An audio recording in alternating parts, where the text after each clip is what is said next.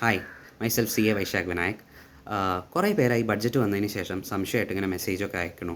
അപ്പോൾ എല്ലാവർക്കും റിപ്ലൈ കൊടുക്കാൻ പറ്റിയില്ല. അപ്പോൾ ആ ഒരു വീഡിയോ ചെയ്യാമെന്ന് വിചാരിച്ചത്. 12 ലക്ഷം രൂപ വരെ ടാക്സ് ഇല്ല എന്നും പറയുന്നുണ്ട്. എന്നാൽ 4 to 8 ലക്ഷത്തിന് 5%, 8 ലക്ഷം മുതൽ 12 ലക്ഷം വരെ 10%, അങ്ങനെ ടാക്സ് സ്ലാബിൽ ഈ റേറ്റിലും കാണുന്നുണ്ട്. അപ്പോൾ അതെന്തുകൊണ്ടാണ് അങ്ങനെ എന്നുള്ളത്, അത് വേറെ ഒന്നുമല്ല. 87A റിബേറ്റ് മുമ്പ് 7 ലക്ഷം വരെയായിരുന്നു ന്യൂ സ്കീമിന്, അതിപ്പോൾ 12 ലക്ഷം വരെ ആക്കിയിട്ടുണ്ട്.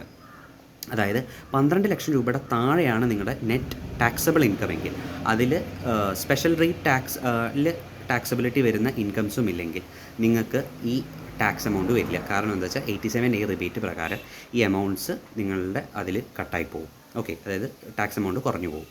അതുകൊണ്ടാണ് നിങ്ങൾക്ക് ടാക്സ് വരാത്തത്. എന്നാൽ ഒരു ഇൻകം ഉള്ള ആൾ 12 ലക്ഷത്തിൻ്റെ മുകളിൽ എക്സീഡ് ചെയ്ത് പോവുകയാണെങ്കിൽ, അല്ലെങ്കിൽ ഇപ്പോൾ ഒരു 14 ലക്ഷം രൂപ ഇൻകം ഉള്ള ഒരാളാണെങ്കിൽ അയാളുടെ ആദ്യത്തെ 4 ലക്ഷത്തിന് ടാക്സ് ഇല്ല.